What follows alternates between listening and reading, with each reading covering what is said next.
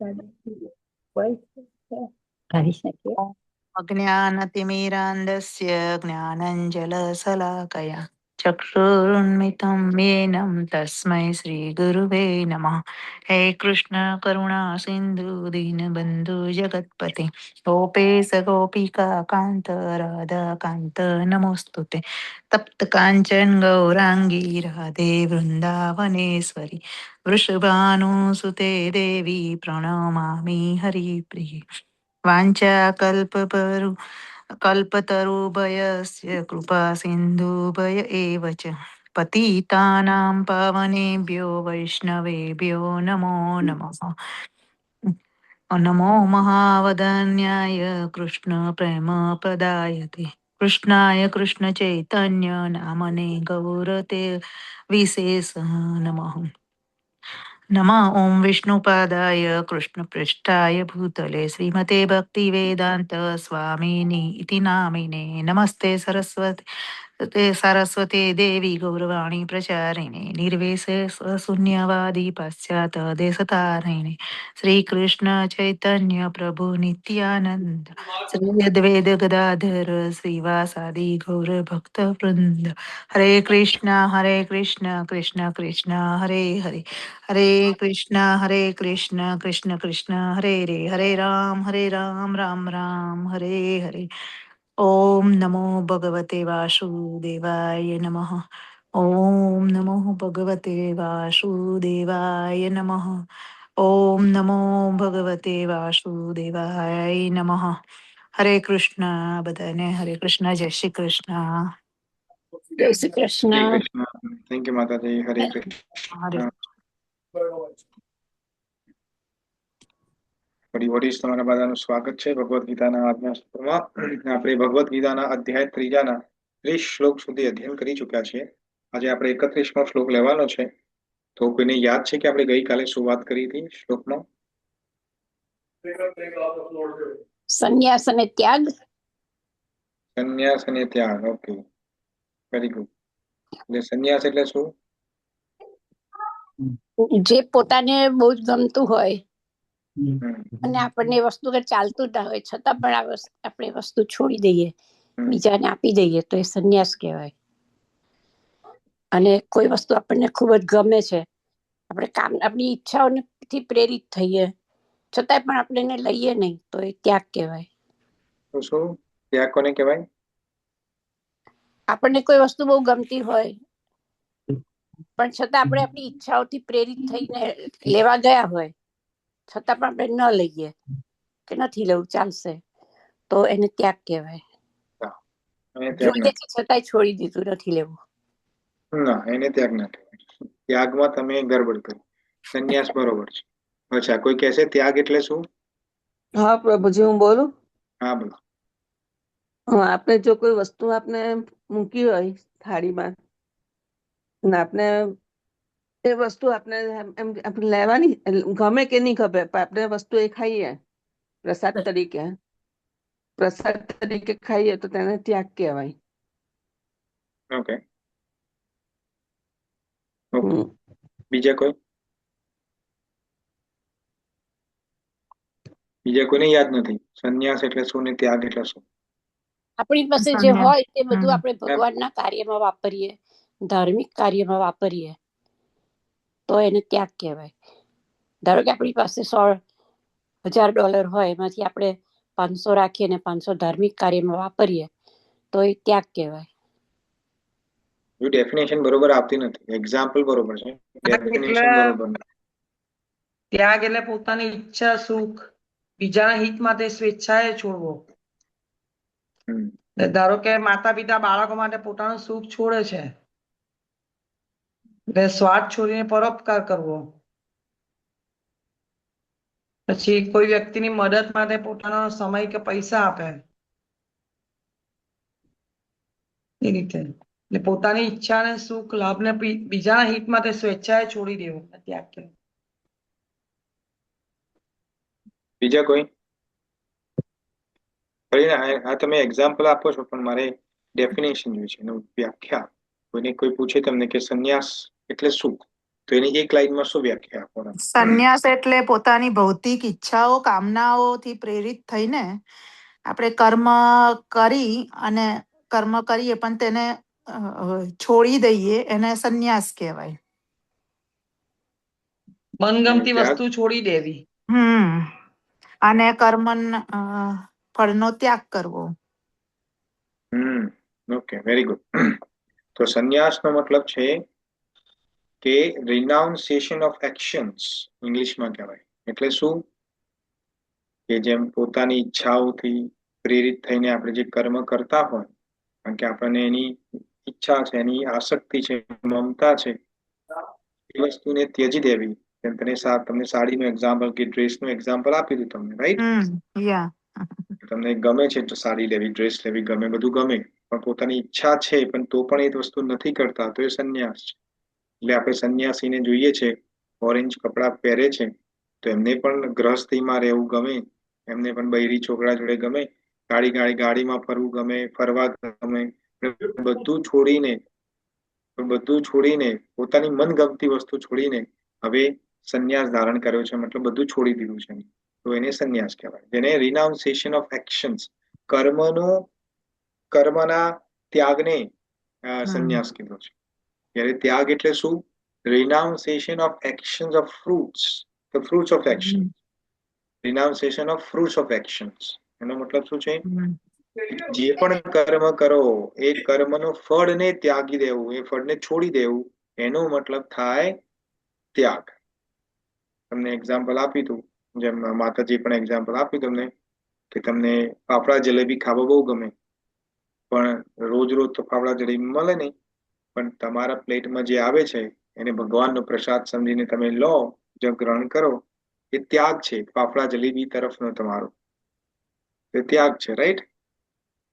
તો આપણે કાલે એના પર ડિસ્કશન કર્યું હતું, પણ આપણે કેમ ડિસ્કશન કર્યું હતું મને યાદ છે? કેમ આપણે સંન્યાસ અને ત્યાગની વાત કરી હતી? શ્લોકમાં શું કહે છે ભગવાન શું કહેવા માંગે છે? શ્લોકમાં 30મા શ્લોકમાં શું કહે છે ભગવાન?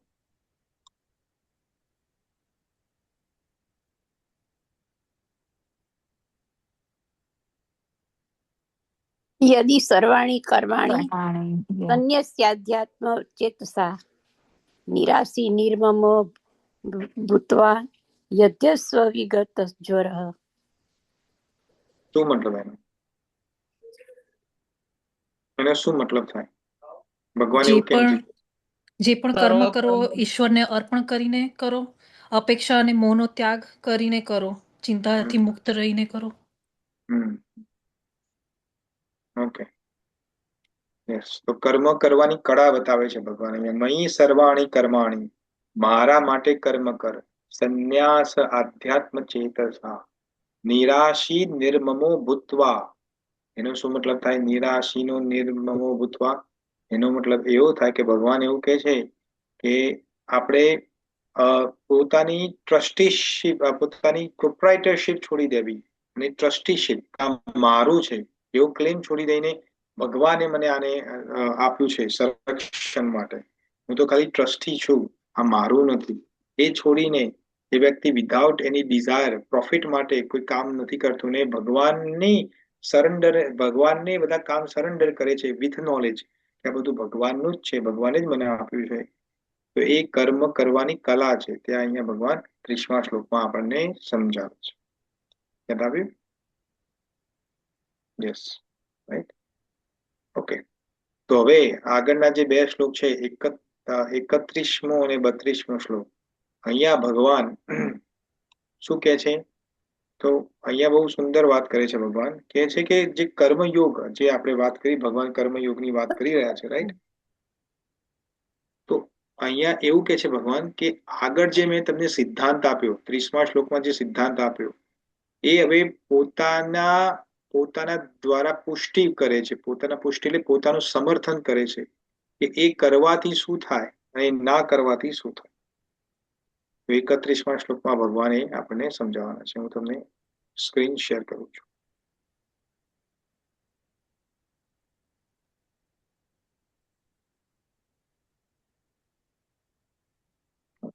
તમને દેખાતું હશે સ્ક્રીન ઉપર. એ દેખાય છે. યસ.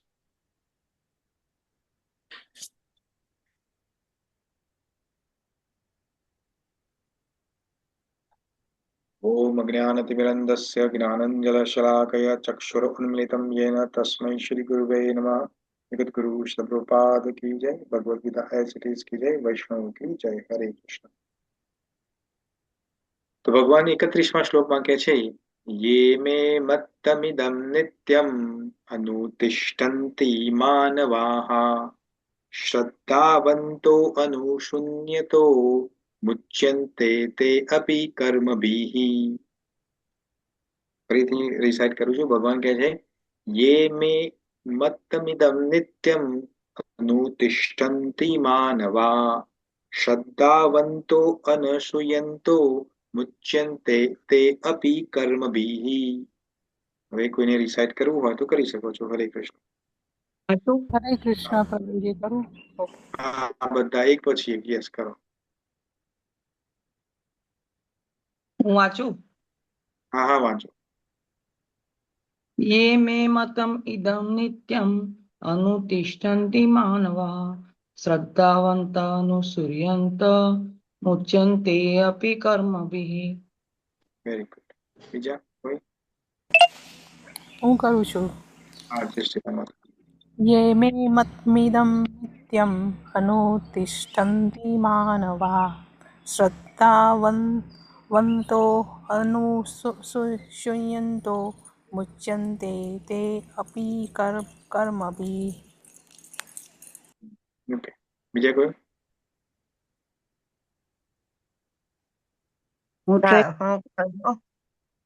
એક પછી એક. હા, એક પછી એક.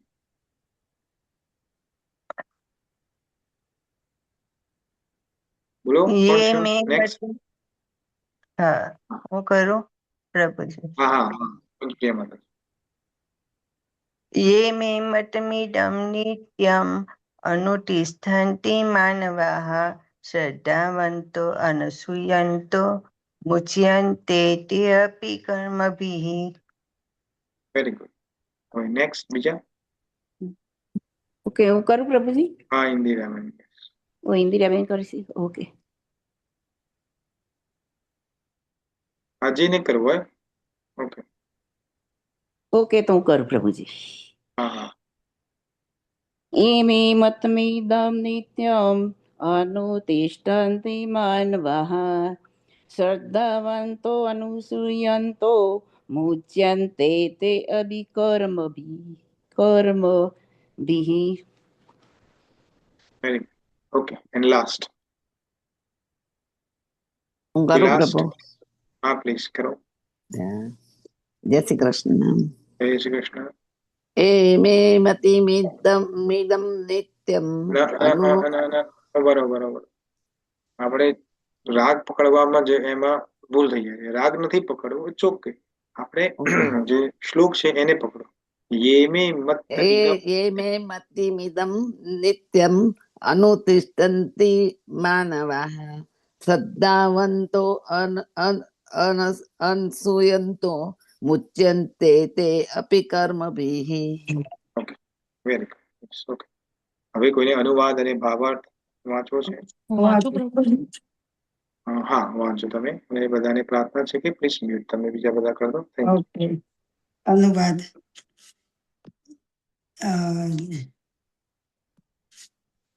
જે મનુષ્ય મારા આદેશોને પ્રણામ પોતાના કર્તવ્યો કરે છે અને ઈર્ષા રહિત થઈને શ્રદ્ધાપૂર્વક આ ઉપદેશોનું પાલન કરે છે, તેઓ સકામ કર્મના બંધનમાંથી મુક્ત થઈ જાય છે. ભાવાર્થ.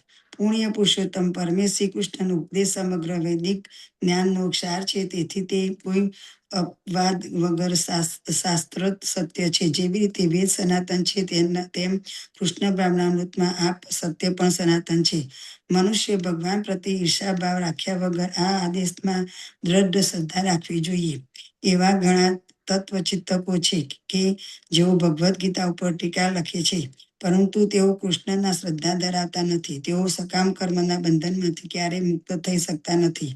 પરંતુ એક સ્વાધ્યાય મનુષ્ય ભગવાનના આ સનાતન આદેશોના દ્રઢ શ્રદ્ધા રાખીને કર્મના નિયમ હેઠળમાં બંધનમાંથી મુક્ત થઈ જાય છે. પછી ભલે તે આ આદેશોનું યોગ્ય પાલન કરવા સમર્થ ન હોય. કૃષ્ણ ભક્તિની શરૂઆતમાં આ આદેશોનું પાલન પૂરેપૂરું થઈ ન શકે, પરંતુ મનુષ્ય આ નિયમો પ્રત્યે અણગમતો ધરાવતો ન હોય તો અને પરાભવ તથા નિરાશાનો વિચાર કર્યા વિના નિષ્ઠાપૂર્વક કાર્ય કરતો હોય તો તે નિષ્કણપણે વિશુદ્ધ કૃષ્ણ ભક્તિની કક્ષાને પામે છે. હરે કૃષ્ણ પ્રભુજી. હરે કૃષ્ણ. ધન્યવાદ માતાજી. હવે આપણે આ શ્લોકને પેલા શબ્દશઃ સમજીએ અને પછી આપણે ડિટેલમાં સમજીએ કે ભગવાન કૃષ્ણ અહીંયા શું સમજાવવા. ભગવાન કહે છે યે મે મત્ત ઇદમ નિત્યમ. એનો શું મતલબ થાય? તો યે એટલે જે મનુષ્યો, આપણે મનુષ્યની વાત કરીએ છીએ. યે મે અહીંયા સર્વનામ છે. મે એટલે મારા, ભગવાન શ્રી કૃષ્ણના. મત એટલે પોતાનો ઓપિનિયન, જેને આપણે કહીએ ને મારો મત છે. પણ ભગવાનનો મત એ શું છે? ભગવાનનો મત અહીંયા ઉપદેશ છે, આજ્ઞા છે. આપણા બધાના મતો હોય એ કેવા મતો છે? બધા આપણે બધા ઓપિનિયન આપીએ. આપણે એક વખતે રામલો એટલે નામ છે, કોઈનું નામ હોય તો ખોટું નામ હતા. એક્ઝામ્પલ તરીકે આપણે નામ લઈએ છીએ રામલો ને શ્યામલો. તો ગામડાની વાત છે. તો રામલો અને શ્યામલો બે ભાઈબંધ હતા. તો એક વખત આ શ્યામલો હતો, એનું શું થયું? એનો બળદ છે એ બીમાર પડે. તો એને યાદ આવ્યું કે મારો બળદ બીમાર પડ્યો તો આ રામલાનો બળદ બીમાર જ પડ્યો તો લાઈને જઈને પૂછી આવું એને શું કર્યું તું. તો ફટાફટ રામલાના ઘરે જાય ને પૂછે, રામલા તારો બળદ બીમાર પડ્યો તો થોડા દિવસ પહેલા? કે હા પડ્યો તો ને. તે શું કર્યું તું તે? કે કશું જ નહીં, કે બળદને ટોટી નાખી અને અડધો લીટર ઘાસ તેલ પીવરાયું. અને આ દોડતો જઈને પોતાના બળદને અડધો લીટર ઘાસ તેલ પીવરાયું. થોડા જ સમયમાં બળદ તડપવા માંડ્યો, મરી ગયો. તો મરી ગયો બળદ. તો જઈને પેલા રામલાને કહે, રામલા મારો બળદ તો મરી ગયો. તો પેલો કે મારો બળદ મરી ગયો. તો ત્યાં પૂરી વાત સાંભળી તો છે ને. એટલે આવું થાય, રાઈટ? આપણા જે બધા ઓપિનિયનો છે, આપણા બધા જે સંદર્ભો જે છે એ કેવા છે? અધૂરા છે. ત્યારે ભગવાન શું કે છે? યે મે મત્તમ, મારા જે મેં જે તને આગળ કીધોનો મતલબ શું છે? 30મા શ્લોકમાં જે કર્મ કરવા, કઈ રીતે કર્મ કરવાની છે એવું એક્ઝામ્પલ આપે છે ભગવાન. તો કે છે યે મે મત્ત ઇદમ એટલે આ પણ એક સર્વનામ છે. જેમ આપણે ધીસ ધેટ કરીએ છીએ ને એવું છે. નિત્યમ એટલે સદા માટે, હંમેશા, દરેક પરિસ્થિતિમાં. અનુતિષ્ઠંતી નો મતલબ શું થાય? તિષ્ઠંતી એટલે બેસવું, ટુ સિટ. આપણે કેમ તમે આવો, પધારો, બેસો, એને બેસવાનું કહે. અને અનુતિષ્ઠંતી નો મતલબ શું છે? અનુતિષ્ઠંતી નો મતલબ છે બરોબર બેસવું. આપણે લેક્ચર ચાલતું હોય ટેમ્પલમાં પ્રભુજીનું, અને આપણે છેલ્લી જગ્યાએ પેલો બેક વોલ હોય ત્યાં કેવું આમ બરોબર આમ સેટ થઈને બેસી જઈએ છીએ કે અહીંયા થોડું જોકું બોકું આવે તો દેખાય નહીં કોઈને, અને શું ટેકો પણ મળતો રહે. એને કહેવાય અનુતિષ્ઠંતી, બરોબર બેસવું. તો ભગવાન અહીંયા શું સમજાવે છે કે જે મારા મતનું, મેં જે આગળ સમજાવ્યું કર્મયોગ, એ પ્રમાણે જે વ્યક્તિ સદા નિરંતર અનુતિષ્ઠંતી મતલબ પાલન કરે છે, અનુસરણ કરે છે, આચરણમાં મૂકે છે. માનવા એટલે બહુવચન છે, બહુ બધા મનુષ્યો, બધા જ મનુષ્યો એનો મતલબ શું કે છે? એનો શું થાય છે? શ્રદ્ધાવંત અનુસૂયંત. બહુ સુંદર શબ્દ છે આ બે. શ્રદ્ધાવંત અનુસૂયંત. મુચ્યંતે તે અપી કર્મભીઃ. બહુવચન છે કર્મભીઃ. એટલે એનો શું થાય મતલબ? આપણે આ શ્રદ્ધાવંત અને અનુસૂયંત શબ્દ હું તમને સમજાવું ડિટેલમાં. એ પહેલા સમજો કે અહીંયા ભગવાન શું કે છે કે જે મનુષ્યો મેં જે કીધું કર્મયોગ એ સદા આચરણમાં મૂકે છે, અનુતિષ્ઠંતી. તો શું થાય છે? એને પણ કઈ રીતે આચરણમાં મૂકે છે? શ્રદ્ધાવંત, શ્રદ્ધા રાખીને. તો શું કે છે? અનુસૂયંત, વિધાઉટ દોષ દ્રષ્ટિથી. તો શું થાય છે? મુચ્યંતે, મુક્ત થઈ જાય છે. શનાથી? કર્મભીઃ, પોતાના કર્મ બંધનો, જે કર્મ બંધન આપણે લાગે પડે છે, આપણે જેટલા પણ કર્મો કરીએ છીએ એ બધા બંધનશાળી છે. આપણે બધા જ કર્મ બંધન યુક્ત છે. આપણે એવું લાગે કે ના ભાઈ અમે તો એવું કોઈ કર્મ નથી કરતા જે બંધન યુક્ત છે, પણ તમને ખબર કે ભગવાનને ખબર. અહીંયા ભગવાન કૃષ્ણ સ્વયં કહે છે કે બધા જ કર્મ બંધનની શ્રેણીમાં આવે છે. કેમ? કારણ કે આપણે તો સ્વાર્થ વગર તો કોઈ કર્મ કરતા નથી ને. કરીએ છીએ આપણો સ્વાર્થ વગર તો ઉભા થઈને પલંગમાંથી કે સોફામાંથી ઉભા થઈને પાણી પીવા પણ ઉભા નથી થતા. તો બીજી તો વાત જ ભૂલી જવી બીજા કર્મની. તો અહીંયા વારંવાર જો કર્મયોગમાં ભગવાન શીખવાડે છે એક વસ્તુ, પણ અહીંયા બહુ સ્ટ્રોંગલી વાત કરે છે મારા મતનું. હવે જો આ શબ્દ છે શ્રદ્ધાવંત, પેલા એને સમજીએ અને પછી અનસૂયંત એ શબ્દને સમજીએ. પેલા એ સમજો કે શ્રદ્ધા અને વિશ્વાસમાં શું ફરક છે. કોઈ કહેશે મને vote is the difference between શ્રદ્ધા વિચ ઇઝ ધ બિલીફ અને વિશ્વાસ વિચ ઇઝ અ ટ્રસ્ટ. કોઈ કહેશે શ્રદ્ધા અને વિશ્વાસમાં શું ફરક છે?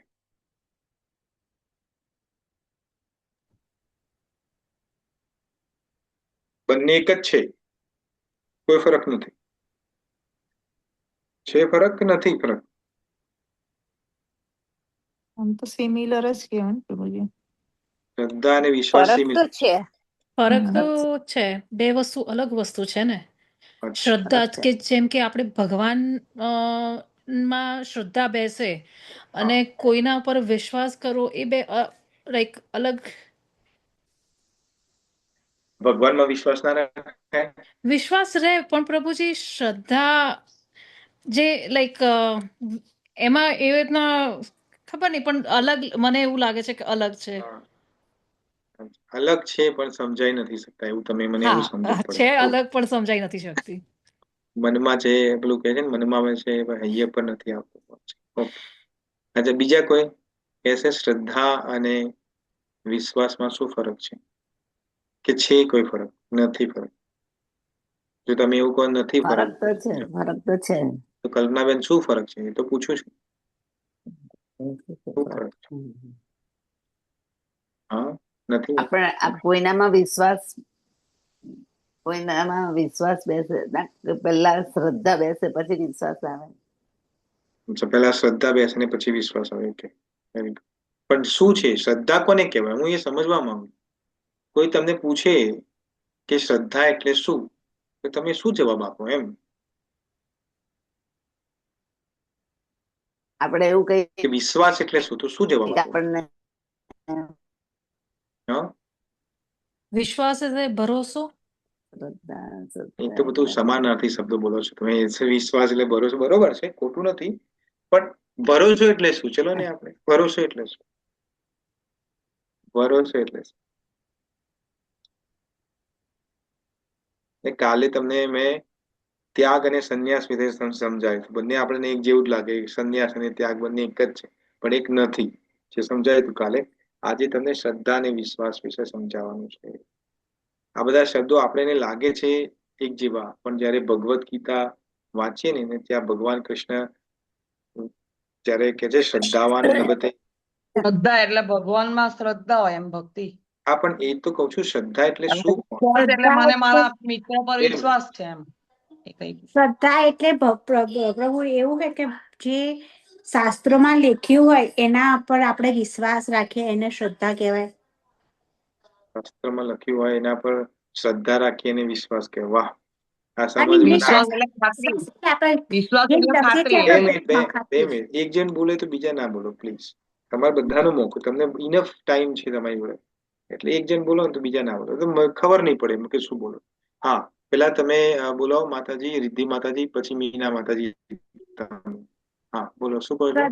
શ્રદ્ધા એટલે જે આપણે જે શાસ્ત્રોમાં લખ્યું છે આપણે એને લાઈક ભગવાને કીધું છે ને એના પર વિશ્વાસ રાખીએ એને શ્રદ્ધા કહેવાય. હું કઉ છું તમે બંને, તમે જે કહો છો એ ખોટું નથી, પણ મારો તો ક્વેશ્ચન જ એ છે કે તમે કહો છો શાસ્ત્રમાં લખ્યું છે એમાં શ્રદ્ધા રાખીને વિશ્વાસ રાખો, તો આનો મતલબ શું છે? ઓકે, એનીવે, હા મીના માતાજી, હવે તમે બોલો, તમે શું કહેતા હતા? એટલે મને ભગવાનમાં એમ કે શ્રદ્ધા છે, હા, કે હું ભક્તિ કરું, મને ભગવાનમાં શ્રદ્ધા છે. જ્યાં વિશ્વાસ એટલે ધારો કે મને મારા મિત્ર પર વિશ્વાસ છે, ખાતરી છે કે એ મારું હું એને કામ સોંપું તો એ ચોક્કસ કરશે એમ, વિશ્વાસ છે મને એની પર. હા તો પણ એવો વિશ્વાસ ભગવાન ઉપર ના હોય એમ કહું છું. ભગવાનમાં શ્રદ્ધા હોય, કારણ કે ભગવાન આપણે ભક્તિ કરીએ છીએ એટલે એની પર શ્રદ્ધા છે, ભગવાનમાં આસ્થા છે એમ. હા એટલે અહીંયા એટલે ખબર પણ પડી કે આપણે ગુજરાતીમાં કાલાક્ષર ભેંસ બરાબર છે, બધું આપણા માટે બરાબર જ છે. એવું નથી, એ ભાઈબંધમાં વિશ્વાસ હોય, ભાઈબંધમાં શ્રદ્ધા ના હોય આપણને કેમ વિશ્વાસ જ હોય? મારે ભાઈબંધમાં શ્રદ્ધા રાખવી છે, કેમ ના રાખી શકું? કોણ કે છે ના રાખી શકે? મારે ભગવાનમાં વિશ્વાસ વિશ્વાસ. એને કોઈ કામ આપણે સોંપીએ તો ભાઈ કે મને વિશ્વાસ છે તારી પર કે તું હા મારું એ તો કામ આપણે કરશે. ગુજરાતીમાં બોલીએ છીએ, વાત સાચી છે, હું ના નથી પાડતો, પણ હું એમ કહું કે મને તારામાં શ્રદ્ધા છે કે તને કામ આપ્યું તો થશે જ, અને ભગવાનને એવું કે ભગવાન મને તમારામાં વિશ્વાસ છે, તો શું ખોટું છે? બંને એક જ જેવા છે ને, both are the same, right? અલગ છે. ઓકે ઓકે, કોઈને લાસ્ટ ટ્રાય કરવો છે પછી હું જવાબ આપું. શ્રદ્ધા એટલે જે પૂર્વે લોકો અમુક મહાત્માઓ કે સંતો કરી ગયા હોય એ વસ્તુને આપણે અપનાવીએ કે એમને જે કર્યું એ પ્રમાણે આપણે કરીશું તો આપણે સફળ થઈશું, એ શ્રદ્ધા. અને વિશ્વાસ એટલે કોઈના ઉપર આપણને ખબર ના હોય કે એને શું કર્યું છે તે, પણ છતાંય આપણને એને એમ કઈ આપણે એને કઈ કામ સોંપીએ તો કરે અને આપણને સંપૂર્ણ ખાતરી હોય કે કરશે જ, તો એને વિશ્વાસ કહેવાય. ઓકે, એટલે આપણે પેલા ગાડીના બળદની જેમ ગોળ ગોળ જ ફરીએ છીએ બેઝિકલી. મને પ્રોપર જવાબ નથી મળતો, પણ it's okay, I understand your situation. કારણ કે આ બધી શબ્દો આપણને બધા સમાનાર્થી લાગે છે, બધું મિલર જ છે. કદી આપણે આના પર ચિંતન કર્યું નથી. આ તો હવે ભગવદ્ ગીતાના આપણે આ જ્ઞાન સત્રમાં ભેગા થઈએ ત્યારે આ બધી વાત થાય તો ખબર પડે કે હા ભાઈ આમાં ફરક પણ છે, નહીં તો શું ખબર કે આમાં ફરક છે, રાઈટ? તો શું ફરક છે? વિશ્વાસ એટલે શું? પેલા તો સમજો વિશ્વાસ એટલે શું. વિશ્વાસનો મતલબ છે કે વિશ્વાસ હંમેશા, ભગવાન કૃષ્ણ પણ અર્જુનને મહાભારતના યુદ્ધમાં કહે છે કે વિશ્વાસ એ હંમેશા તર્ક, પુરાવા, અનુભવ કે ગણતરીના આધાર પર હોય. વિશ્વાસ હોય આપણો એ શેના પર હોય?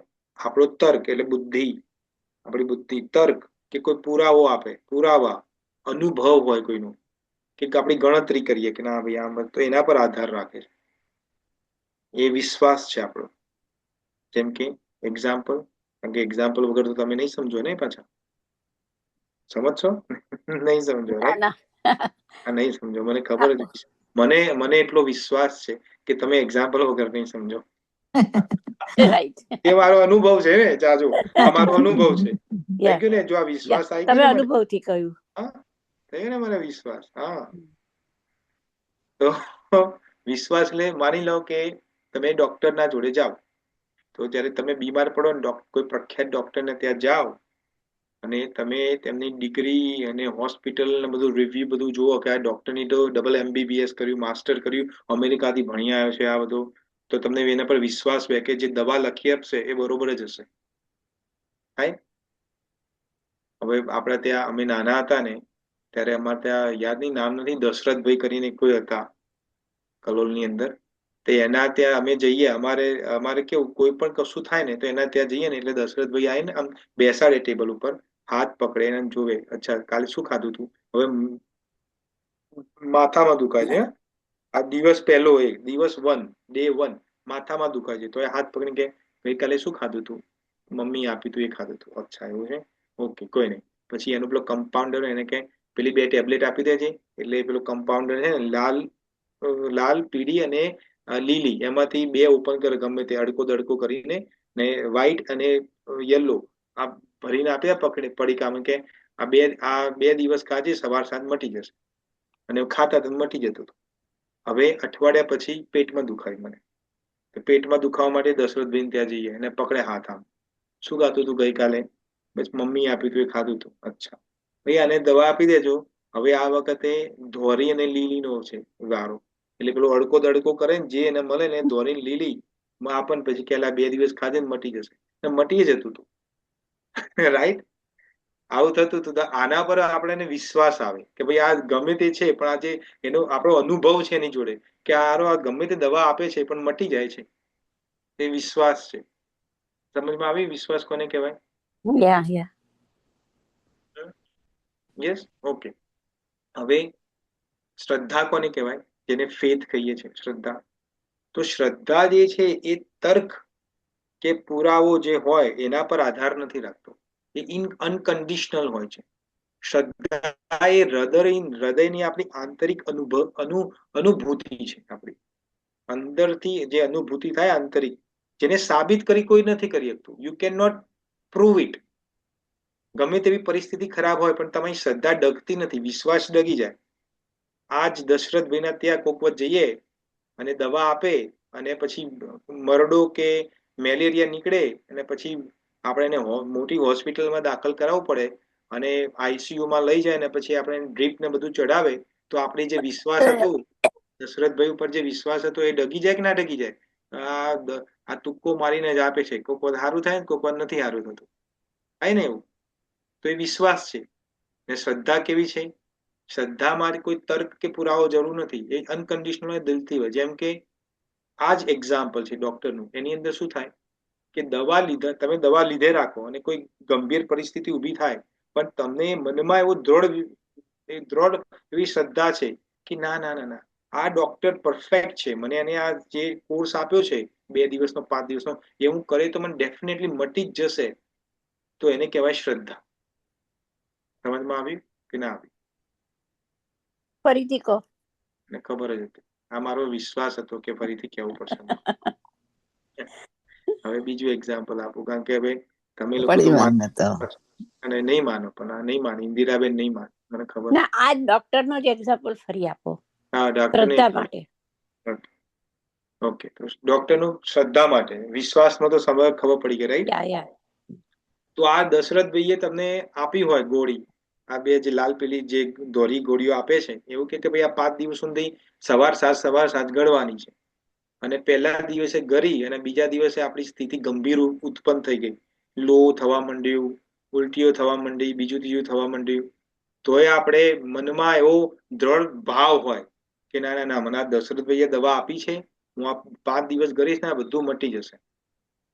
જો એ જ્યારે મનમાં ઉત્પન્ન થાય ત્યારે એને શ્રદ્ધા કહેવાય. હું 1 સેકન્ડ આવ્યો.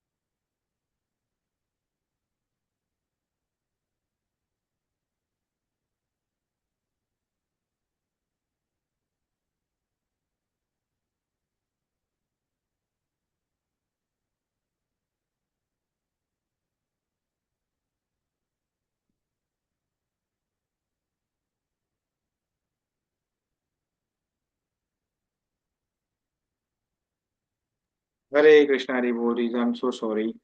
હા, તો આપણે વાત કરતા હતા શ્રદ્ધા અને વિશ્વાસ વિશે, રાઈટ? તો હવે સમજમાં આવ્યું? યા સમજાયું.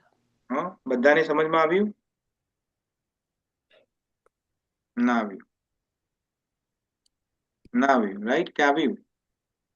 આવ્યું. બીજું એક ઉદાહરણ આપો. આવ્યું. ઓકે, બીજું કોઈ ઉદાહરણ આપો. ઓકે, બીજું ઉદાહરણ આપીએ તમને. માની લો કે કોઈ પરીક્ષાનું એક્ઝામ્પલ આપે, વિદ્યાર્થીનું એક્ઝામ્પલ છે, રાઈટ? માની લો કે કોઈ વિદ્યાર્થી હોય તો પરીક્ષા માટે ખૂબ મહેનત કરે, બધો સિલેબસ વાંચી નાખે, બરાબર? અને એની મહેનત જે હોય એના પર એને વિશ્વાસ હોય કે ભાઈ મારા સારા માર્ક્સ આવશે, કારણ કે એને મહેનત સારી કરી છે, રાઈટ? એની ગણતરી કરે કે ભાઈ મેં આટલું કર્યું છે ને આ આવે, તો એનો વિશ્વાસ છે. અને શ્રદ્ધા શું છે કે પેપર બહુ જ અઘરું નીકળે અને ધારેલું પરિણામ ના આવે છતાં એ હિંમત હારતો નથી. માને છે કે ભાઈ નિષ્ફળતા અમુક વખત થઈ પણ આવે, ઇટ્સ ઓકે, નો પ્રોબ્લેમ, પણ ભવિષ્ય એનાથી બગડવાનું નથી. એ શ્રદ્ધા છે. વિશ્વાસ ને શ્રદ્ધામાં સમજ પડી? ના આવી? બીજું કોઈ એક્ઝામ્પલ આપો. તમે કીધું પણ જો તે પ્રમાણે વિદ્યાર્થીનું પરિણામ ન આવે તો, હા, તો એના એ ધાર્યા પ્રમાણે પરિણામ ન આવે તો શ્રદ્ધા છે ને કે તો એ પરિણામ. શ્રદ્ધા, બરાબર. હા, તો એક વખત એક વર્ષ તમારું, એક વર્ષમાં કદાચ તમારું સારા માર્ક્સ ના પણ આવે, રાઈટ? તો એનાથી પોતાનું આખું જીવન તો બરબાદ નથી થવાનું ને. તો એ શ્રદ્ધા છે એને.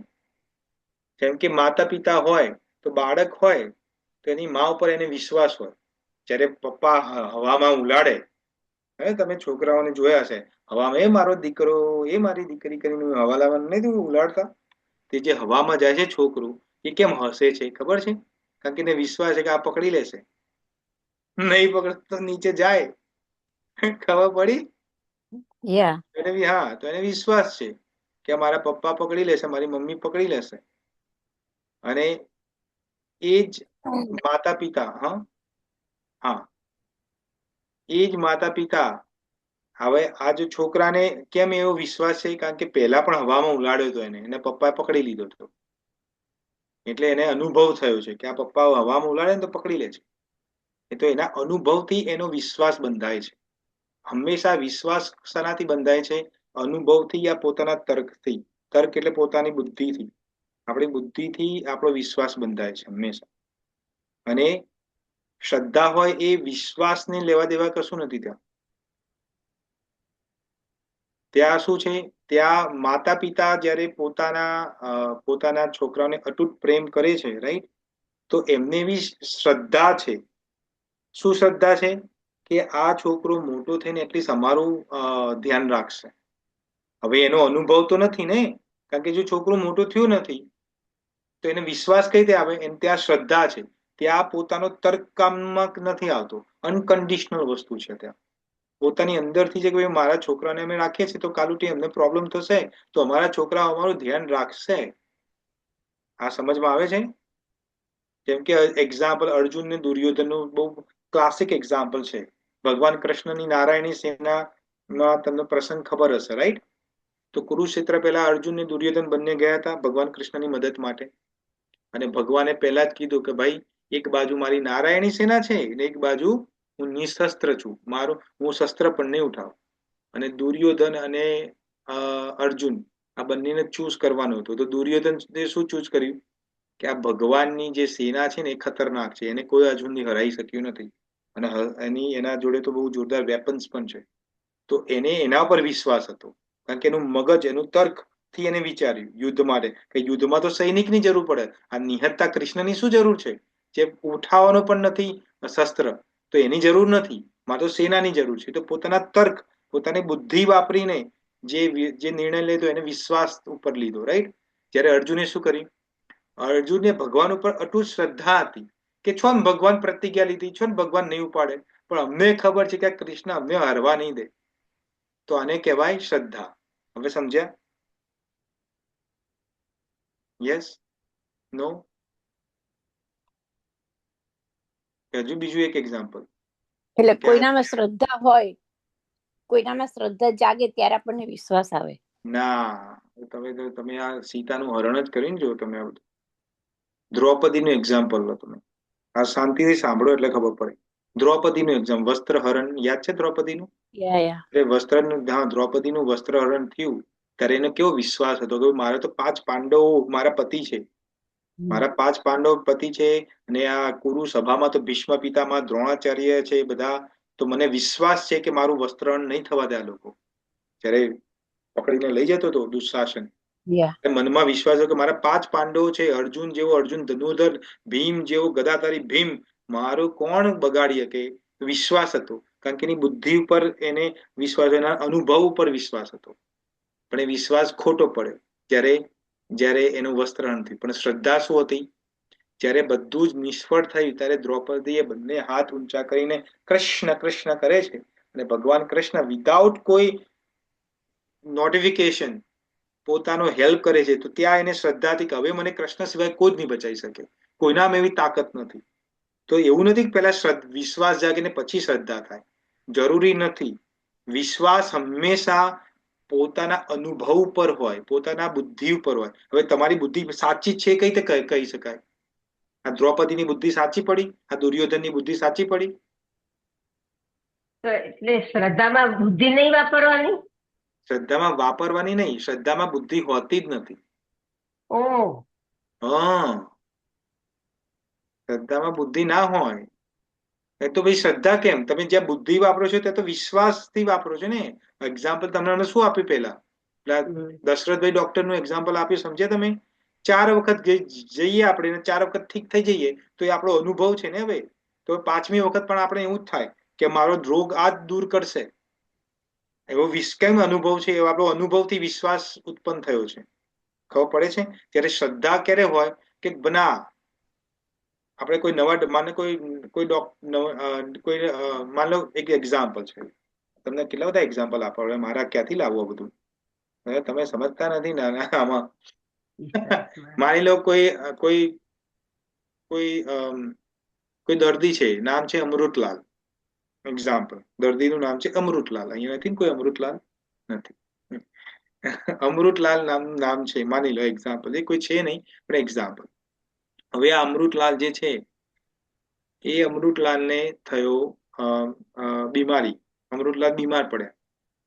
તો આ અમૃતલાલ બીમાર પડ્યા તો ગયા ક્યાં? વૈદ્ય પાસે ગયા. વૈદ્ય પહેલા તો આપણે વૈદ્યના ત્યાં જતા હતા ને, રાઈટ? તો અમૃતલાલ વૈદ્યના પાસે ગયા, વૈદ્ય આમ નાડી તપાસી, એમ ચેક કરી બધું ને જોયું કે હા બરોબર છે. હવે અમૃતલાલને કે છે આ જે પ્રખ્યાત આયુર્વેદિક જે વૈદ્યરાજ હતા એ કે છે જુઓ, 6 મહિના સુધી બાફેલું ખાવાનું છે તમારે, તળેલું નથી ખાવાનું, તીખું નથી ખાવાનું, ગળ્યું બધું બંધ. બહુ ખતરનાક બીમારી થઈ છે તમારે, એવું તમને કે, રાઈટ? હવે થોડા સમય પછી અઠવાડિયે સુધી તો આ અમૃતલાલ છે એ બરોબર રે, બાફેલા ચણા અને બાફેલું બધું ખાય. પણ ભાઈ આવું તો આપણે ભાવે નહીં ને, અંદર કડવાશ હોય તો બધું શું ભાવે? તો આવું તો આ વિચાર અમૃતલાલ કે આ હું જયારે ગયો હતો ને આ શું કહેવાય આ વૈદ્યરાજના ત્યાં, ત્યારે હું ગયો હતો તો વૈદ્યરાજ તો કાજુ કતરી ખાતા હતા અને મને મોડું ખાવાનું કે છે. એમ કરીને એને વૈદ્યરાજ ઉપર ઈર્ષા ઉત્પન્ન થાય. હારો આ બધા ડોક્ટરો તો લૂંટારા જ હોય છે, બસ ખાલી ગમે તેમ કે કરે છે, લાઈને હું ખાઉં એમ કઈ છાના માના રાત્રે સમોસા જલેબી અટકારે, રાઈટ? હવે થાય શું? થોડા જ સમય પછી આ અમૃતલાલની તબિયત બગડે અને આઈસીયુમાં ભેગા કરવા પડે અને ત્યાં લાખો રૂપિયાનો ખર્ચો થાય. શરીર સારું નબળું પડે એટલે હવે બધું ચડાવવું પડે, કેટલા બધા ટેસ્ટ કરાવવા પડે. આજ તમને ખબર જ છે બધું થતું હોય, રાઈટ? તો હવે જુઓ ખબર પડી. હવે આમાં ફરક શું છે? જો એને વૈદ્યરાજ ઉપર વિશ્વાસ ના રાખ્યો, પેલા વિશ્વાસ હતો પણ એને વિશ્વાસ ક્યાં તૂટ્યો એનો? કે હું ગયો તો તાર પોતે તો કાજુ કતરી ખાતો હતો, તો એ પોતાનું મગજ વાપર્યું એને, સમજ્યા અહીંયા? તો પોતાનું મગજ, પોતાનો અનુભવ વાપર્યો, એ વિશ્વાસ છે. અને જે વિશ્વાસ તૂટ્યો અહીંયા ત્યારે પછી એને હોસ્પિટલમાં દાખલ થવું પડ્યું. સમજમાં આવ્યા કે ના આવી હવે આપણે આગળ વધીએ, કારણ કે આમાં તો આખો ક્લાસ પતી જશે. તમે તમે સમજી લેજો. હોસ્પિટલમાં જવું પણ તો વિશ્વાસ ને શ્રદ્ધા એવું ન થયું તો એવું અહીંયા આ કોઈ બંધ બેસતું નથી કોઈ ઉદાહરણ જ્યાં તમને બંને એપ્લિકેબલ થાય. બંને એપ્લિકેબલ નથી. આ ખાલી તમને સમજાવો કે વિશ્વાસ એટલે શું. વિશ્વાસ તમે સમજી નથી શકતા. એક સિમ્પલ વસ્તુ છે. જ્યાં આપણી બુદ્ધિ વાપરીએ છીએ ને, જ્યાં આપણો અનુભવ વાપરીએ એ વિશ્વાસ છે, એટલું માની લો. હવે તમારી જિંદગીમાં જ્યાં પણ તમારા અનુભવ, તમારા જે પણ જગ્યાએ તમને લાગ્યું મને આના પર, તમારા ભાઈબંધ ઉપર વિશ્વાસ હોય, જેમ કે આપણે કોઈ માતાજીએ કીધું કે આપ મને ખબર છે આ તો મારું કામ કરી જ દેશે, રાઈટ. કોઈને કીધું, મીના માતાજીએ કીધું, કોને કીધું મને ખબર નથી.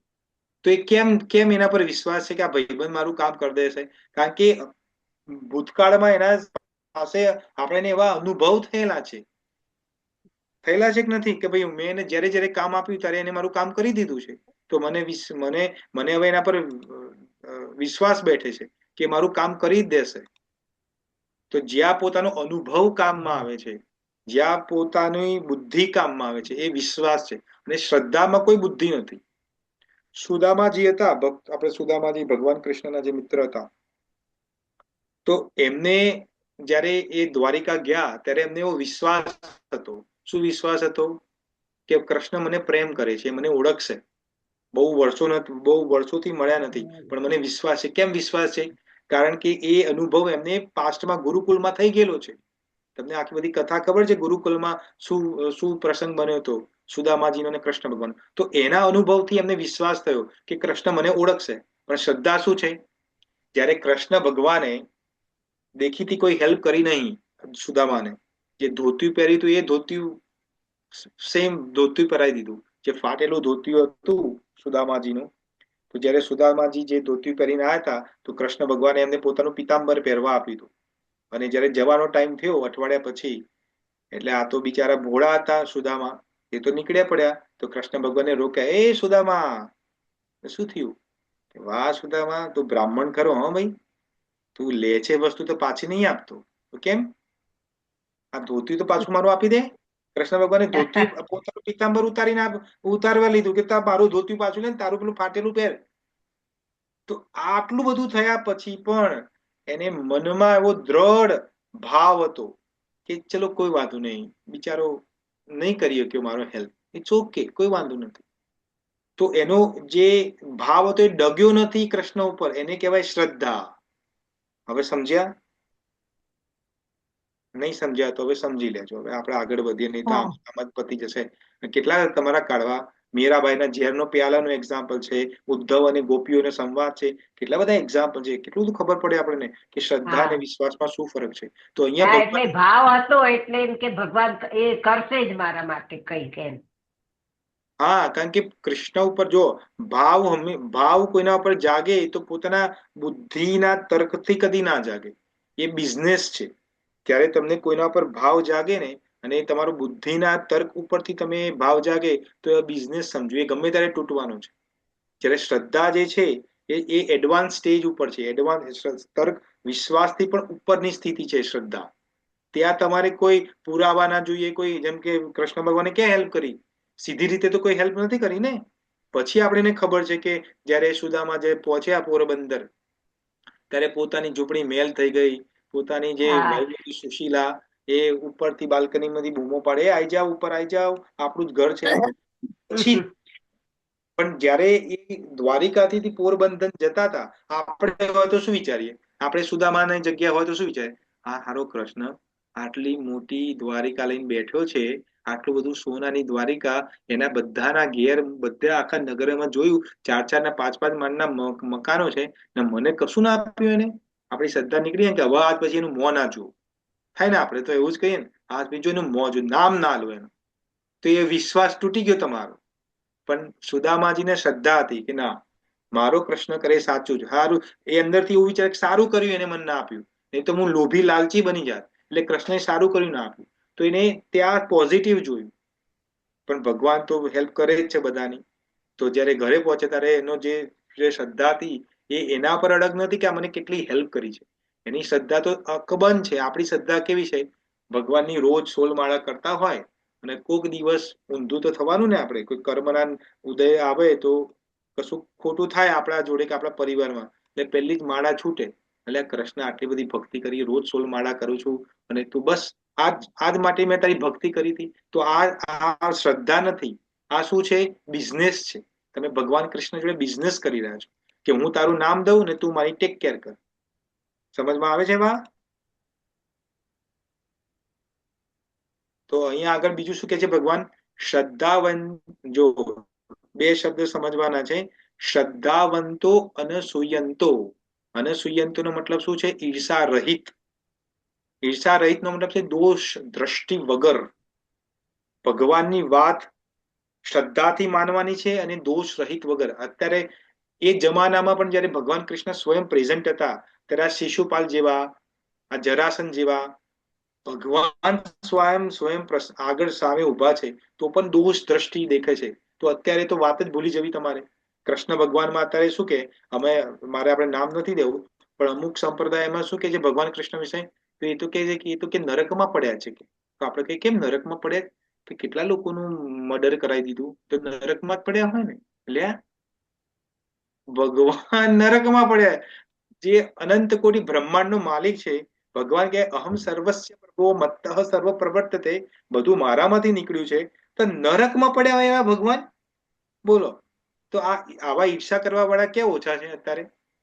એટલા માટે ભગવાન કે શ્રદ્ધાવંતો અનસૂયંતો. જો તમને એક્ઝામ્પલ આપું અનસૂયંતોનું, બહુ સુંદર એક્ઝામ્પલ છે.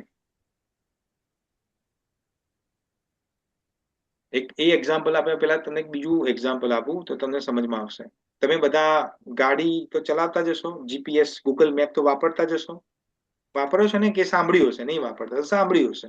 ગૂગલ મેપ વાપરતા ગૂગલ મેપ. હા, તો તમારે માની લો તમે અમદાવાદમાં ગાડી લઈને જાઓ છો, અમદાવાદમાં ગાડી ચલાવો છો, અને ગૂગલ મેપ એવું તમને જીપીએસ તમને કે ભાઈ આગળ 50 મીટર પછી તમારે એક રસ્તો આવશે, 4 રસ્તા પડશે, એમાં તમારે સીધે સીધું જવાનું છે. પણ આપણે તો કેવા છે, દોઢ ડાયા છીએ. ગુજરાતી તો દોઢ ડાયા હોય ને, પોતાની બુદ્ધિ વધુ વાપરે. એટલે વિચારે કે આ ગૂગલ મેપને શું ખબર પડે અમદાવાદના રસ્તા? હું તો અહીંયા જ પેદા થયેલો છું, મને બધું ખબર પડે. એટલે શોર્ટકટ લે ભાઈ લો. એટલે શું કરે? આગળથી રસ્તો સીધો જવાનો છે, એની જગ્યાએ ડાબી જગ્યાએ વળી જાય. ડાબી જગ્યાએ વળી જાય ને કોઈ સાંકડી ગલીમાં ઘૂસી જાય એની ગાડી. હવે એનું પરિણામ શું આવે? કે સાંકડી ગલીમાં ઘૂસે, થોડું આગળ જાય, આ રસ્તામાં ભેંસ બેસી હોય કે ગાય બેસી હોય આડી. તમને ખબર ને કેવી હોય આડી બેસે? એટલે તમે ગમે એટલું હલાવો ના હલે, ગમે એટલી હોર્ન મારો પણ હલે નહીં. એટલે વિચાર કરે હે ને ભાઈ રિવર્સ કરી દઉં, તો જુઓ તો પાછળ 3-4 ગાડીઓ ઓલરેડી આવીને ઉભી થઈ ગઈ હોય. એટલે ના તો પાછો જઈ શકે ના આગળ જઈ શકે. પેલો બિચારો જીપીએસ સાચું કેતો તો આગળથી સીધી લઈ લેજે, પણ આ દોઢ ડાયો થયો. સમજમાં આવ્યા? એટલે આને શંકા કરી જીપીએસ ઉપર કે ના ના ના જીપીએસ ના સાચું નહીં, મને બધું આવડે, આમ સમથિંગ. તો અહીંયા દોષ દ્રષ્ટિ, આને દોષ દ્રષ્ટિ કહેવાય. તો આ એક્ઝામ્પલ ક્યારે આપણને જોવા મળે? શ્રીમદ ભાગવતમમાં 4થા કેન્ટોની અંદર, 4થા અધ્યાયની અંદર બહુ સુંદર કથા આવે છે ભગવાન શિવની અને દક્ષ પ્રજાપતિ. ત્યાં શું થાય છે? ભગવાન શિવની અને દક્ષ પ્રજાપતિની બહુ સુંદર કથા આવે છે. શું આવે છે? તો દક્ષ પ્રજાપતિનો મતલબ શું છે? કે આ જે બ્રહ્માંડ જે છે એના સંચાલન તરીકે કામ કરે છે. એને પાવર ઓફ અટર્ની આપી છે ભગવાન બ્રહ્માજીએ, કે ભાઈ હું ક્રિએટર છું, તારે બધા નિયમો બનાવવાના, કે કઈ રીતે જિંદગી જીવવાની, એક્સેટ્રા એક્સેટ્રા. રાઈટ? તો શું થાય છે? એક વખતે કોઈ મોટી મુસીબત પેદા થઈ હોય છે, તો બધા દેવી દેવતાને બોલાવવામાં આવે છે. બધા દેવી દેવતાને પેલા કોર્ટમાં બોલાવવામાં આવે છે કે ચર્ચા કરીએ આપણે, કે હવે નવો મન્વંતર ચાલુ થયો છે, તો સૃષ્ટિના નવા નિયમો આપણે ગોઠવીએ. રાઈટ? તો શું થાય છે? જ્યારે બધા દેવી દેવતાઓ આવી ગયા હોય છે, પણ હજુ દક્ષ પ્રજાપતિ નથી આવ્યા.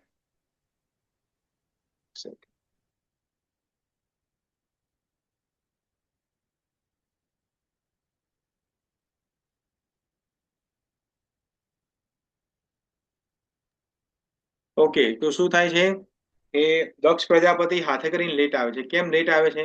કારણ કે આપણે ત્યાં બધી કહેવતો છે ને કે મોટા માણસ હોય ને છેલ્લે આવે, બધાને વેટ કરાવે. તો બધા દેવી દેવતા બધા બેઠેલા હોય છે, તો અહીંયા ભગવાન શિવ પણ બેઠેલા હોય છે. ભગવાન શિવ છે આંખો બંધ કરીને સમાધિમાં ભગવાન નારાયણની ભક્તિ કરતા હોય છે, કૃષ્ણના રામના દર્શન કરતા હોય છે. આ બાજુ આવે છે દક્ષ પ્રજાપતિ. જેવા દક્ષ પ્રજાપતિ આવે છે તો બધા જ દેવી દેવતા ઉભા થઈ જાય છે એમના સન્માનની અંદર. તો જયારે દેવી દેવતાઓ બધા ઉભા થઈ જાય છે તો ભગવાન શિવની આંખો બંધ હતી, તો એમને ખબર જ નહીં કે શું થઈ રહ્યું છે બહાર, તો એ ઉભા થયા નહીં. અને આ દક્ષ પ્રજાપતિની પહેલી દ્રષ્ટિ પડી શિવ ઉપર, ભગવાન શિવ ઉપર. તો મનમાં શું વિચાર્યું? જો એની દોષ દ્રષ્ટિ કેવી છે, શું વિચાર્યું? અલ્યા આ નંગ ધડંગ મારો જમય થઈને, હવે આ ભગવાન શિવ સતીને લગ્ન કર્યા એટલે કે મારો જમય, એવું વિચારે છે. આ મારો જમય થઈને મારું અપમાન કરે છે. આ બધા ઉભા થયા, પણ આ ના ઉભો થયો, તો આને કહેવાય દોષ દ્રષ્ટિ. હવે જો એની સાચી દ્રષ્ટિ હોત તો શું વિચારે કે આટલા બધા લોકો ઉભા થયા પણ મારો જમય જુઓ, વિચાર કરો કેટલું બધું તલ્લીન છે એની સમાધિમાં, વાહ શું એની ભક્તિ છે. વિચારી શકતો તો ના રહ્યો, પણ એને વિચારીશું કે મારું અપમાન કરે છે, બધા સામે મારું અપમાન કરે છે. એક તો મારી છોકરી આપી સતી, એના જોડે લગ્ન કરાયા, ને એક તો છે કોઈ ઢંગરા નથી ને પાછું મારું અપમાન કરે છે. અને એમ કરીને વેર બાંધ્યું એને. અને પછી શું થયું તમને બધાને ખબર છે. માતા સતી ત્યાં જઈને સળગી ગયા, અને ભાઈ વીરભદ્ર આવ્યો અને એનું માથું કાપી નાખ્યું દક્ષ પ્રજાપતિનું, તમને બધાને ખબર છે. તો અહીંયા ભગવાન શું કહો છો? વિશ્વાસ શ્રદ્ધા નથી રાખી એટલે. હા, શ્રદ્ધાની એ દોષ દ્રષ્ટિ છે. આ દોષ દ્રષ્ટિ. અહીંયા ભગવાન આ જે શબ્દનો પ્રયોગ કર્યો છે ને, કયો કર્યો છે અહીંયા શબ્દનો? અનસૂયંત. અનસૂયંત નો મતલબ છે કે દોષ દ્રષ્ટિ રાખવી. ભગવાન કે છે એમાં પણ દોષ દ્રષ્ટિ, કે આ ભગવાન તો બધું બોલે રાખે, 5200 વર્ષ પહેલા કર્મયોગ કરી ગયા, આ કલયુગમાં જીવો તો ન ખબર પડે, અમારે તો બધું આટલું બધું કરવાનું અને આ ગયા તમે કર્મયોગ. આ ભગવદ્ ગીતાનું જ્ઞાન તો બધું શું કહેવાય, વાહિયાત છે. આજકાલના છોકરાઓ તો આ બધું કહીએ તો કેવું કે this is not practical, you are old people, એવું બધું કે પાછા. પણ અહીંયા ભગવાન સ્વયં કે છે શ્રદ્ધાવંતો અનસૂયંતો. હું જે કહું છું એમાં શ્રદ્ધા રાખવી. જ્યાં શ્રદ્ધા હોય ત્યાં તર્ક ના હોય કે આવું થશે, ભગવાન મારી રક્ષા કરશે. ભગવાન કે છે કે નમે ભક્ત્યા પ્રણશ્યતિ કોન્તે પ્રીતિ જાનાતિ. જો ભગવાન શું કે છે, કોન્તે પ્રીતિ જાનાતિ નમે ભક્ત્યા પ્રણશ્યતિ. કેટલું સુંદર વસ્તુ છે. ભગવાન ભીષ્મ પિતામહનો જયારે પ્રસંગ આવે છે ત્યારે ભીષ્મ પિતામહની પ્રતિજ્ઞા, જયારે ભગવાન પ્રતિજ્ઞા લે છે કે હું નહીં ઉઠાવું શસ્ત્ર, ત્યારે શું કે છે ભીષ્મ પિતામહ કે હું પણ પ્રતિજ્ઞા લઉં છું કે તમને શસ્ત્ર ઉઠાવીને જ માનીશ. આખી બહુ લાંબી સ્ટોરી છે, પણ ટૂંકમાં તો ભગવાન કૃષ્ણ પોતાના ભક્તની પ્રતિજ્ઞા ના તૂટે એટલા માટે પોતાની પ્રતિજ્ઞા તોડી દીધી. એટલા માટે ભગવાન કૃષ્ણ અહીંયા ભાગવત ગીતામાં જ શ્લોક આવે છે, શું કે છે? કોન્તે પ્રીતિ જાનાતિ. હે કોન્તે એટલે અર્જુન, તું ડિક્લેર કર, ન મે ભક્ત્યા પ્રણશ્યતિ, મારા ભક્તોનો કદી નાશ નથી થતો. કેમ? ભાઈ કૃષ્ણ ભગવાન કહી દે કે ન મે ભક્ત્યા પ્રણશ્યતિ, તો કોઈ પ્રોબ્લેમ હતો? કોઈ પ્રોબ્લેમ નતો. પણ આજકાલના જે બધા મગજ આજે ખોપડીમાં અડધું ભરીને આપણે ચાલીએ છીએ ને, જેને છે જ નહીં, કે ભગવાનમાં શ્રદ્ધા નથી, એ શું વિચારે? એટલે તમારા કૃષ્ણ ભગવાન ઉપર તો વિશ્વાસ કરાય એવો જ નહીં. આ તો કે જેટલી વાર જુઠ્ઠું બોલ્યો છે આ તમારો કૃષ્ણ ભગવાન, કેટલી વાર પોતાની પ્રતિજ્ઞા તોડી છે. એટલા માટે શું કે છે, હે કોન્તે, કોન્તે પ્રતિ જાનાતિ, કોન્તે તું પાર્થ, તું ડિક્લેર કર. કારણ કે તારા ઉપર તો વિશ્વાસ થશે. કેમ? કારણ કે ભગવાન પોતાના ભક્તોની લાજ રાખે છે. એટલા માટે અહીંયા ભગવાન કે શ્રદ્ધાવંતો અનસૂયંતો મુચ્યન્તે અપી કર્મભિઃ. જે વ્યક્તિ મારામાં શ્રદ્ધા રાખીને, મારામાં ઈર્ષા ભેદ રાખ્યા વગર હું કહું છું એ પ્રમાણે ફોલો કરશે કૃષ્ણ કોન્શિયસનેસ, તેને શું થશે? મુચ્યંતે, બધું જ છૂટી જશે. શું? તે અપી કર્મભિઃ, કર્મ બંધનમાંથી મુક્ત થઈ જશે. જેટલા કર્મ બંધન છે બધામાંથી મુક્ત થઈ જશે. તો તમારે કર્મમાંથી મુક્ત થવું હોય તો ભગવાન કે છે એ પ્રમાણે ચાલવું. જો અહીંયા ભગવાન એક શબ્દ વાપરે છે, માનવાહા. માનવ કોને? માનવ કોને કહેવાય? કોઈ કહેશે માનવ કોને કહેવાય? માનવની ડેફિનેશન શું છે? What is the definition of માનવ? કહેશે? આ એક શબ્દ ઉપર એક કલાકનું લેક્ચર થાય એવું છે. ભગવાન કૃષ્ણ કેટલી બધી ગુહ્ય વાતો કરે છે, પણ આપણા જોડે ટાઈમ નથી. એટલે કોઈ માનવ એટલે શું? આપણે માનવ છીએ કે નથી? આપણે લોકો માનવ છીએ કે નથી? છીએ. તો માનવ એટલે શું? માનવ કોને કહેવાય? મનુષ્ય મનુષ્ય મનુષ્ય મનુષ્ય કોને હા. કહેવાય? એમ બોલો. મનુના મનુના મનુના વંશજ. અંશજો મનુના વંશજ એટલે મનુ કહેવાય. Okay, very good. એક ડેફિનેશન સાચી છે, પણ એક જ એની વ્યાખ્યા છે, બીજી કોઈ વ્યાખ્યા નથી માનવની. અહીંયા ભગવાન કૃષ્ણ માનવ વાપર્યો શબ્દ, તો કેમ વાપર્યો? તમે એવું વિચાર્યું કે અહીંયા ભગવાન માનવ મનુના વંશજ છે એટલે માનવ? તો ભગવાન તો પોતે કહેતા હતા કે તું મારો મનુનો વંશ છે, તો મનુ પણ મારો વંશ છે. એના કરતા તો મનુષ્ય કરતા તો ભગવાન એવું ના કહેતા કે અહમ અહમ બીજ અહમ અંશમ, મારો અંશ અહમ અંશમ, એવું ના કરી શકત? માનવ કેમ કીધું? હા,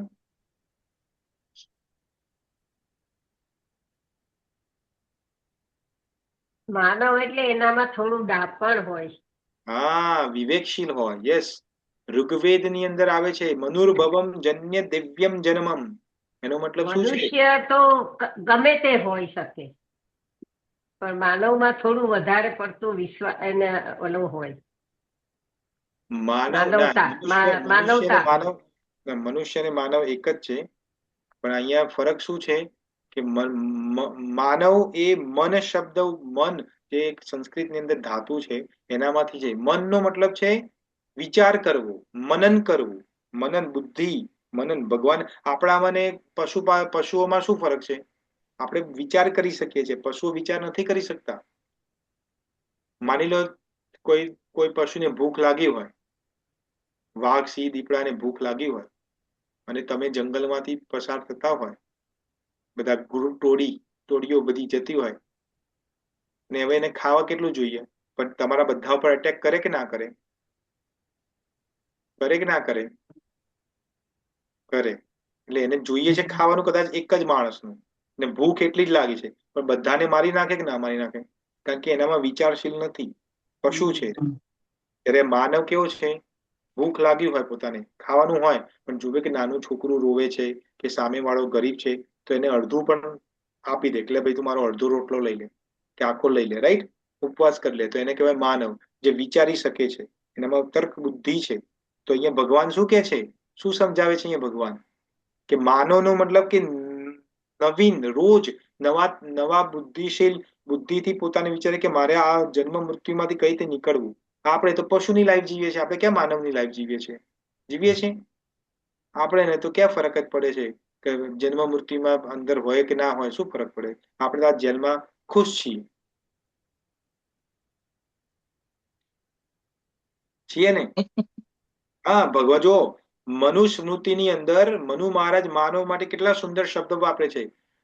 મનુષ્ય માટે ભગવાન મનુ મહારાજ કહે છે, ધૃતિ સમાહ દંભોસ્તયે શોચમ ઇન્દ્રિય ગ્રહણ નિર્વિદ્યા સત્યમ ક્રોધો દશકમ ધર્મ લક્ષણમ. શું લક્ષણ છે માનવના? ધૃતિ હોય. ધૃતિ એટલે ધીરજ હોય એનામાં, એને માનવ કીધો. પછી ક્ષમા, બીજાની ભૂલને માફ કરી દેતો હોય, એને માનવ કીધો. દમ એટલે કાબુ રાખવો, પોતાની ઇન્દ્રિયો પર જે કાબુ રાખે છે એને. અસ્તેયમ એટલે ચોરી ન કરવી, પ્રમાણિકતા રાખવી, એને માનવ કહેવાય. શૌચમ એટલે તન અને મનની પવિત્રતા હોય, એને માનવ કીધો છે. ઇન્દ્રિય નિગ્રહ, પોતાના ઇન્દ્રિય નો કંટ્રોલ કરવો. ધી એટલે બુદ્ધિનો ઉપયોગ કરવો. વિદ્યા, જે આત્મજ્ઞાનની કેળવણી માટે પોતાનો ટાઈમ ફાળવે છે. સત્યમ, હંમેશા સત્યનો આગ્રહ રાખે છે. અને અક્રોધમ, જે ક્રોધ નથી કરતો, આને માનવ કીધો છે. હવે બોલો, આમાંથી આપણામાં બધી તો ને એક પણ છે? એક ક્વોલિટી છે આપણામાં આમાંથી? અને આપણે બધા આપણા જાતને શું કહીએ છીએ? માનવ. માનવ. હવે કદી કહેતા નહીં કે હું માનવ છું. ની અંદર શાંતિ પર્વની અંદર યુધિષ્ઠિર મહારાજ, પિતામહ ભીષ્મ યુધિષ્ઠિર મહારાજને જે જ્ઞાન આપે છે, ત્યારે પણ આ જ વાત કરે છે. ગુહ્યમ બ્રહ્મ તદ્વિદમ વિભ્રમ ન ભાનુષાત શ્રેષ્ઠતરમ હિ કશ્ચિત. એનો શું મતલબ થાય? કે છે કે આ ગુપ્ત રહસ્ય છે. શું રહસ્ય છે? કે આ સમગ્ર સૃષ્ટિમાં સૌથી ઉત્તમ કોઈ જન્મ હોય તો એ મનુષ્ય છે. કારણ કે એ સત્કર્મ કરી શકે છે, પુરુષાર્થ કરી શકે છે. ઇવન દેવતાઓ પણ સત્કર્મ નથી કરી શકતા, દેવતા પુરુષાર્થ નથી કરી શકતા. એ તો ભોગ યોની છે. ખાલી માનવ જે એવી યોની છે, એટલા માટે દેવતાઓ પણ માનવ થવા માંગે છે. કેમ? કારણ કે ભક્તિ કરીને ભગવાનને પ્રાપ્ત કરી શકે અને આમાંથી નીકળી શકે. અને આપણને આ મનુષ્ય દેહ મળ્યો છે, તો આપણે શામાં વેસ્ટ કરીએ છીએ? તમને બધાને ખબર જ છે, રાઈટ? તો ફરીથી આપણે આ શ્લોકને વિરામ આપીએ. અહીંયા ભગવાન કહે છે કે જે મનુષ્ય મારા આદેશો પ્રમાણે પોતાના કર્તવ્યનું પાલન કરે છે, અને કઈ રીતે કરે છે? શ્રદ્ધા સાથે અને દોષ રહિત, ઈર્ષા રહિત, તો એ બધા જ કર્મોમાંથી મુક્ત થાય છે.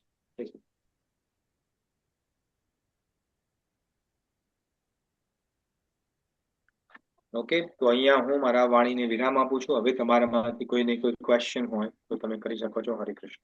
છે કોઈને કોઈ ક્વેશ્ચન? પ્રભુજી, આજે વિશ્વાસ ને શ્રદ્ધાની વાત કરતા હતા, તેમાં આપણે અંધવિશ્વાસ પણ આવે છે ને અંધશ્રદ્ધા. તો શું કહેવાય, જે અવિશ્વાસ છે ને, ના શું કહેવાય, અંધશ્રદ્ધા કહે ને બધા, કે તેમાં પણ મગજ નથી લગાવતા, એવું જ હોય છે ને? હા, અંધશ્રદ્ધામાં પણ મગજ નથી હોતું. યસ, પણ અંધશ્રદ્ધા અને શ્રદ્ધામાં શું ફરક? તો પછી હા, હું એટલે જ જાણવા માંગતો હતો. અચ્છા, તમારો ક્વેશ્ચન એવો હતો કે શ્રદ્ધા અને અંધશ્રદ્ધામાં શું ફરક? કારણ કે બેમાં તમે મગજ નથી લગાવતા, તો પછી શું ડિસ્ટિંગ્વિશ કહેવાય?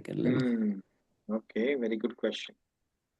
અચ્છા, હું જવાબ આપું પેલા તમારામાંથી કોઈ છે જે એક્સપ્લેન કરે કે શ્રદ્ધા અને અંધશ્રદ્ધામાં શું ફરક છે? હું તો જવાબ આપીશ તમને, પણ વિચારું છું કે તમારામાં. મને ખાલી એમ લાગે કે એક છે, એક નેગેટિવ એસ્પેક્ટ છે અને એક પોઝિટિવ એસ્પેક્ટ છે. જે શ્રદ્ધા છે, શ્રદ્ધા અને અંધશ્રદ્ધામાં આટલો જ ફરક છે. અંધશ્રદ્ધાનો મતલબ છે કે માણસ મહેનત કર્યા વગર માત્ર ચમત્કારની આશાએ પોતાનું જીવન જીવે છે.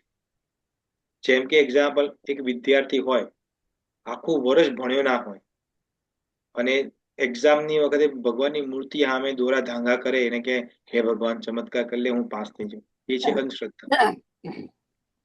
સમજ્યા? એ છે અંધશ્રદ્ધા. અને સાચી શ્રદ્ધા શું છે?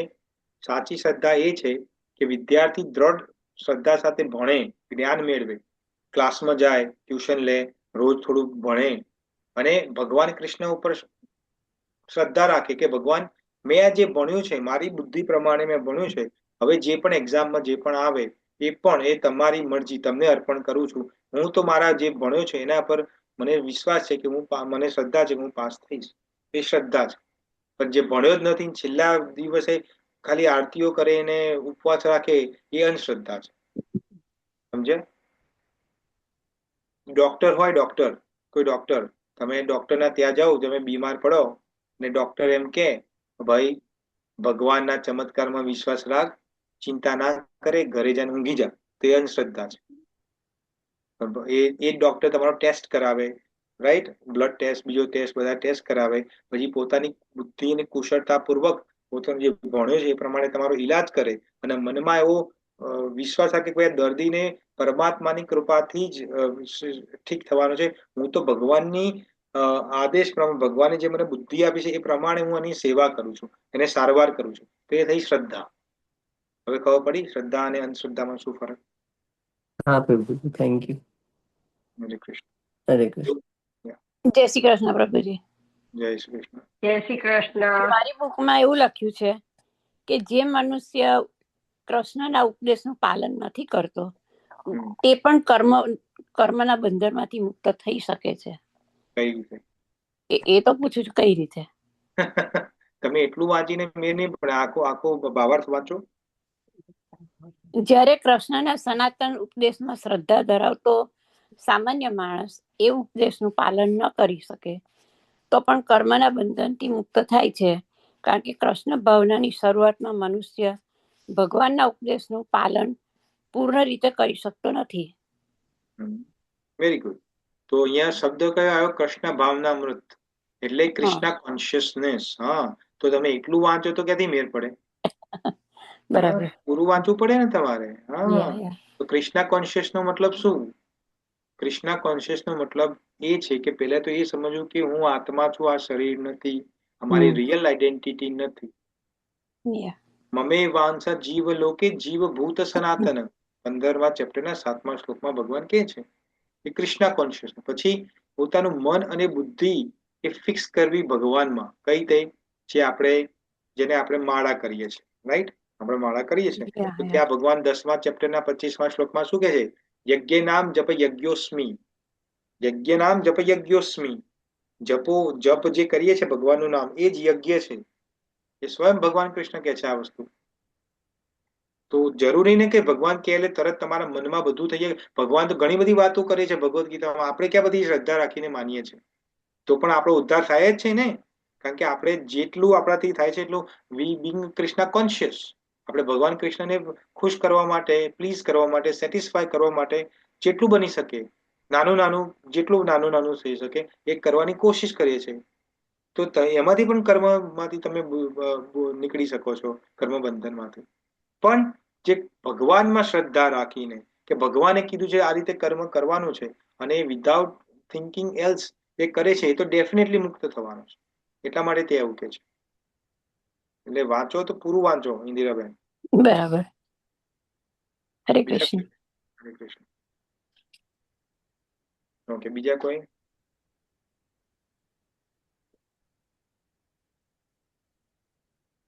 નો ક્વેશ્ચન, રાઈટ? ઓકે, તો હવે આપણે ડિવોટ, હા બોલો. છે તમે 30 ને 31 નું રેકોર્ડિંગ મોકલજો. હા, યસ.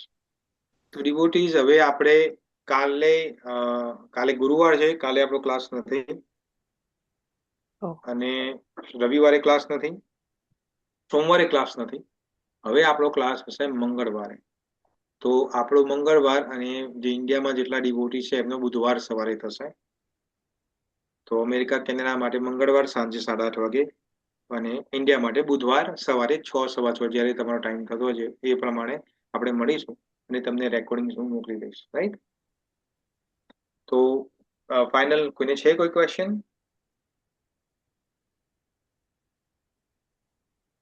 ઓકે, તો ધન્યવાદ ડિવોટીઝ, તમે બધાએ મને ટાઈમ આપ્યો. હવે ફરીથી મળીશું આપણે મંગળવારે 8:30 વાગે. ત્યાં સુધી વાંછા કલ્પતરુભ્યશ્ચ કૃપા સિંધુભ્ય એવ ચ પતિતાનાં પાવનેભ્યો વૈષ્ણવેભ્યો નમો નમઃ. જગતગુરુ શબ્દપાદ કી જય. Bhagavad Gita as it is કી જય. અનન્ય કોટિ વૈષ્ણવ વૃંદ કી જય. હરે કૃષ્ણ. જય હરે શ્રી કૃષ્ણ કૃષ્ણ. પ્રભુજી, હરે થેન્ક યુ. કૃષ્ણ, જય જય શ્રી શ્રી કૃષ્ણ. કૃષ્ણ. હરે કૃષ્ણ. કૃષ્ણ. પ્રણામ જય પ્રભુજી. શ્રી કૃષ્ણ પ્રભુ. દત્ત જય શ્રી પ્રણામ. કૃષ્ણ. જય શ્રી કોટી કોટી કૃષ્ણ. પ્રણામ. હરે કૃષ્ણ પ્રભુજી. હરે કૃષ્ણ. હરે કૃષ્ણ. હરે કૃષ્ણ. હરે કૃષ્ણ. હરે કૃષ્ણ. હરે કૃષ્ણ પ્રભુજી, દંડવત પ્રણામ. હરે કૃષ્ણ. હરે હરે કૃષ્ણ. કૃષ્ણ. દંડવત પ્રણામ પ્રભુજી. હરે કૃષ્ણ. જય હરે શ્રી કૃષ્ણ. કૃષ્ણ. હરે કૃષ્ણ. હરે હરે કૃષ્ણ. કૃષ્ણ પ્રભુજી. હરે કૃષ્ણ. કૃષ્ણ. જય શ્રી કૃષ્ણ.